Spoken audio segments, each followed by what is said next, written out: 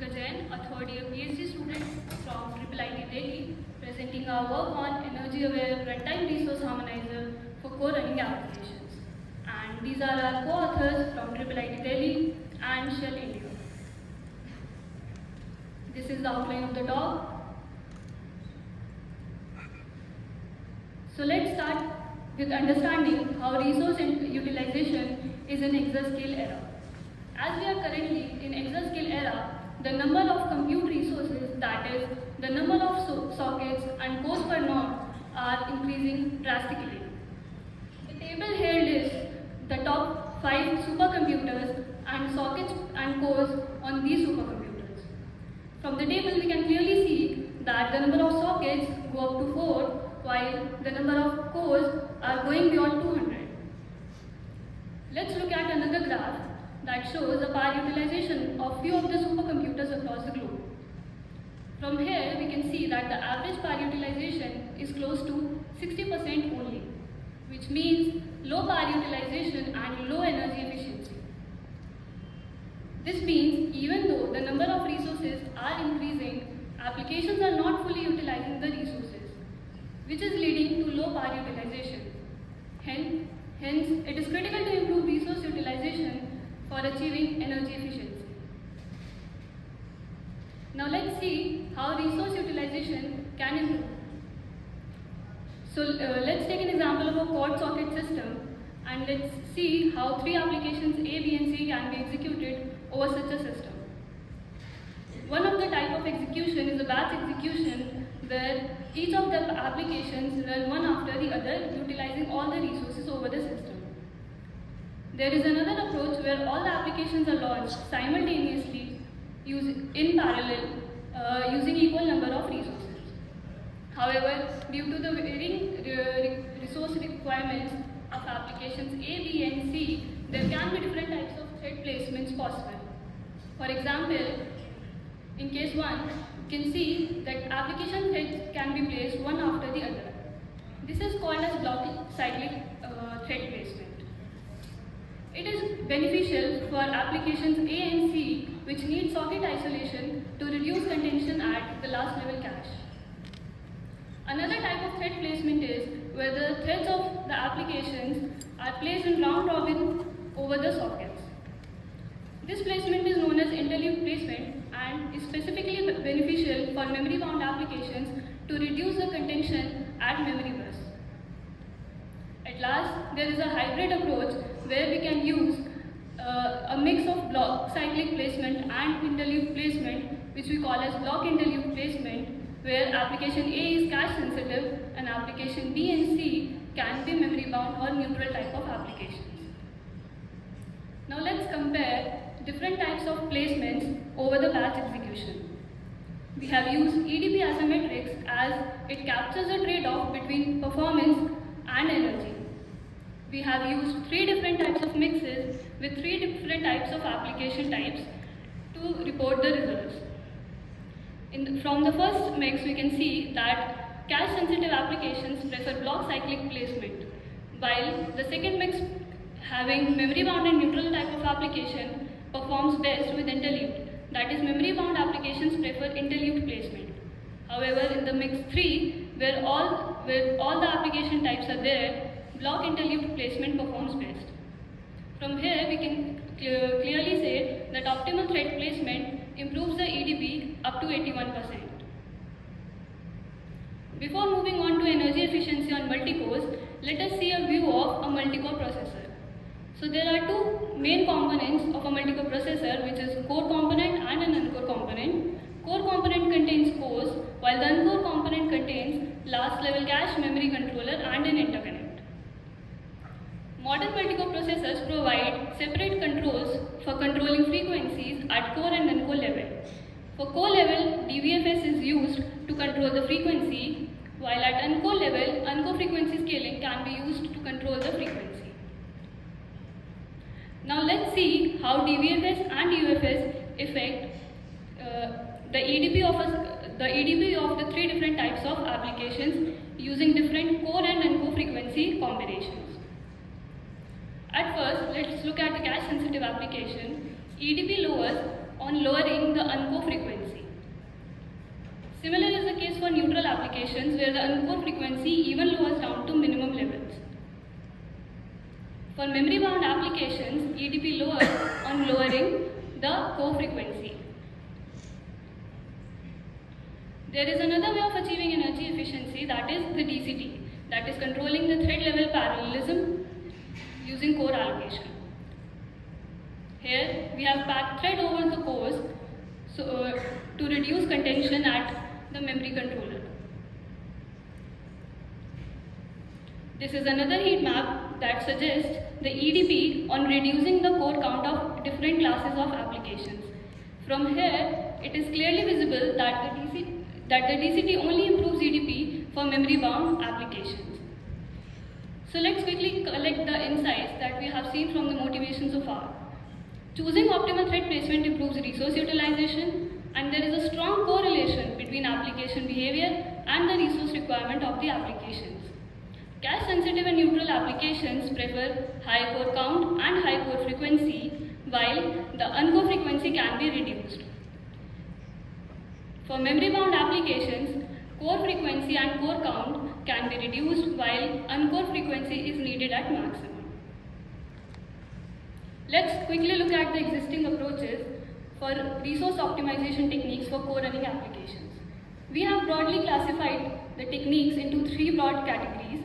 One being the thread placement used for contention reduction, another being runtime obliviousness, that is, if an approach is tied to a specific programming model or not, and last one being model free, that whether an approach requires training runs or not. Summarizing the table, we can see that there is no solution that collectively solves the problem by using thread placement for contention reduction and energy optimization techniques for energy efficiency. Therefore, we present a runtime resource management framework harmonizer, which is model-free and runtime oblivious and dynamically manages thread placement, frequency tuning, and core allocation using hardware performance monitoring counters. We have evaluated our experiments on a quad socket Intel machine using several exascale proxy applications which are ported either into OpenMP, COCOS, or XLA. Our results show significant energy savings and performance gains. So let's look at a high-level architecture of Harmonizer. So to demonstrate the implementation of Harmonizer, we have used a quad socket server and three applications. At first, a Harmonizer daemon process is launched, which in turn launches all the applications with equal core allocation simultaneously. It then checks if any of the application is running, then it profiles the core and uncore performance monitoring counters. After that, it applies Harmonizer policy that further tunes thread placement, frequency, and core allocation for each of the applications.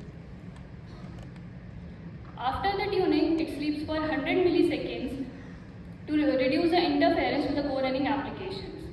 After it wakes up, it again checks if all the applications are running. It will again start profiling and apply the Harmonizer policy in loop. Else, the daemon will be terminated. Now let's look at the Harmonizer policy in detail. Harmonizer first identifies the memory access pattern of each of its core runners using core level and uncore level performance monitoring counters. Cache misses, cache accesses, and integrated memory controller accesses are used to identify the memory access pattern of each of the applications. For example, three applications A, B, and C can be classified as cache sensitive, neutral, and cache sensitive. At the next step, it sets the optimal thread placement based on the defined memory access pattern of each application. Here we can see that the block cyclic placement is used to minimize the LLC sharing between two of the cache sensitive applications, while neutral applications share the sockets with the two. It then attempts to explore the UFS, the optimal uncore frequency for each of the socket. However, we can see that in this type of thread placement, we can only explore the optimal uncore frequency for socket 1 and socket 4, as the other two sockets are sharing threads and we cannot control the uncore frequency independently. Thus, Harmonizer rearranges the thread placement over the sockets to maximize application isolation while retaining the behavior of the block cyclic placement. Now we can explore the UNCO frequency for 3 sockets instead of 2. So again, the exploration space is reduced based on the memory access patterns identified over each socket and the insights we use from the motivation. At next level, it attempts to explore the core frequency for each application. The exploration space is reduced again based on the memory access pattern and the insights we use per application. So for socket 1, 2 and 3, there will be uniform DVFS setting for each core of the socket as they are hosting a single application, while the last socket, socket 4, will have a non-uniform DVFS setting per core as it is hosting multiple applications threads. At last, DCT is explored. However, as we have seen from the motivation, DCT is only beneficial only for memory-bound applications. Hence, we do not apply DCT to cache-bound or neutral applications to reduce the violating explorations. Before jumping on to evaluation, let's quickly look at the experimental methodology. We have used 7 exascale proxy applications from ECP suite, which are categorized into cache-sensitive, memory-bound and neutral type of applications. We have used 3 different programming models also to justify the runtime obliviousness of Harmonizer. We have used OpenMP, Cocos and Excel. We have used 6 mixes having 3 applications each and 3 mixes with 4 applications, all running in parallel. We have evaluated our experiments on a quad socket Intel machine having 18 cores per socket and a total of 72 cores. We have also compared our work with 2 state-of-the-art. Now let's jump to the evaluation part. We have compared the ADP of Harmonizer to the default Linux placement. At the y-axis is the improvement in EDP and at the x-axis are the mixes. We have classified these mixes into 3 broad categories depending on the placement they prefer. The first 3 mixes being block cyclic and the other 3 being interleaved and the last ones being block interleaved placement. For the first set of mixes, we can see that thread placement and UFS policies are the only contributors in improvement in EDP. This is because that this type of placement is suitable only for cache sensitive type of applications. So these type of mixes only consist of cache sensitive and neutral types of benchmarks. And overall EDP improvement is between 9.6 to 11% from both the policies. If we see interleaved placement, we have memory bound and neutral type of benchmark in this category of mixes. We can see that thread placement, DVFS and DCT contributes mostly to the improvement in EDP. DCT here gives 13.7% mean improvement in all of these 3 mixes as they contain memory bound applications. And overall EDP improvement can be seen between 19.2 to 51% from all the policies. At last, in the block interleaved placement, again we have a mix of cache sensitive, neutral and memory bound benchmarks. So we can see we have gains from thread placement, DVFS and DCT. Here also EDP improvement ranges between 18.7 to 31%. At last, comparing with the state of the art, we have compared system throughput relative to default. The system throughput is the geometric mean of speed up of each application. Here, we have compared system throughput instead of EDP as both the state of the art does not use DVFS or UFS for energy optimizations. Here also we can see that Harmonizer performs better than the other 2 approaches. Summarizing the presentation, we can say that system utilization is a key to improving energy efficiency. Co-running applications can improve system utilization very well. Harmonizer dynamically profiles the core and uncore performance monitoring counters and applies optimal thread placement and tunes frequency and cores allocation. In future, we plan to plan to extend Harmonizer to handle applications with dynamically memory access patterns and scale it to cluster level. Thank you very much. The code is open source. Please scan to access the artifact. All right.